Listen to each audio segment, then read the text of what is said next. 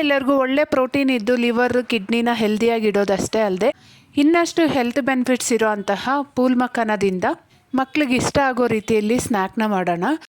1 cup pool makhana ತೊಗೊಂಡು ಚೆನ್ನಾಗಿ crispy ಆಗೋವರೆಗೂ ಡ್ರೈ ರೋಸ್ಟ್ ಮಾಡ್ಕೋಬೇಕು. ಈಗ ನಾನಿಲ್ಲಿ ಒಂದು ಸ್ವಲ್ಪ ಮಿಲ್ಕ್ ಕಾಂಪೌಂಡ್ ಚಾಕ್ಲೇಟ್ನ ತೊಗೊತಾ ಇದ್ದೀನಿ. ಡಾರ್ಕ್ ಕಾಂಪೌಂಡಲ್ಲೂ ಸಹ ಮಾಡ್ಕೋಬೋದು. ಇದನ್ನು ಕಟ್ ಮಾಡಿಕೊಂಡು ಒಂದು ಬೌಲ್ಗೆ ಹಾಕ್ಕೊಂಡು ಡಬಲ್ ಬಾಯ್ಲಿಂಗ್ ಮೆಥಡಲ್ಲಿ ಇದನ್ನು ಕರಗಿಸ್ಕೋಬೇಕು. ಅಂದರೆ ಏನಿಲ್ಲ, ಒಂದು ಪಾತ್ರೆಯಲ್ಲಿ ನೀರನ್ನ ಚೆನ್ನಾಗಿ ಬಾಯ್ಲ್ ಮಾಡಿಕೊಂಡು ಅದ್ರ ಮೇಲೆ ನಾವು ಚಾಕ್ಲೇಟ್ ಹಾಕಿರೋ ಕಪ್ನ ಇಟ್ಟು ಚೆನ್ನಾಗಿ ಮಿಕ್ಸ್ ಮಾಡ್ಕೊತಾ ಇದ್ರೆ ಈ ಚಾಕ್ಲೇಟ್ ಎಲ್ಲ ಕರಗೋಗುತ್ತೆ. ತುಂಬ ಬಿಸಿಗಿಟ್ಟರು ಚಾಕ್ಲೇಟ್ ಮತ್ತೆ ಗಟ್ಟಿ ಆಗುತ್ತೆ, ನೋಡ್ಕೊಳ್ಳಿ.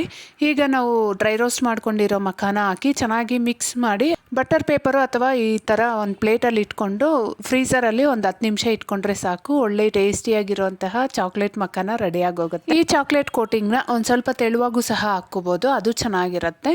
ಈ ಹೆಲ್ದಿ ಸ್ನ್ಯಾಕ್ನ ನೀವು ಸಹ ಒಂದ್ಸರಿ ಟ್ರೈ ಮಾಡಿ ನೋಡಿ, ಹೇಗಾಯ್ತು ಅಂತ ಕಮೆಂಟ್ ಮಾಡಿ. ಬಾಯ್.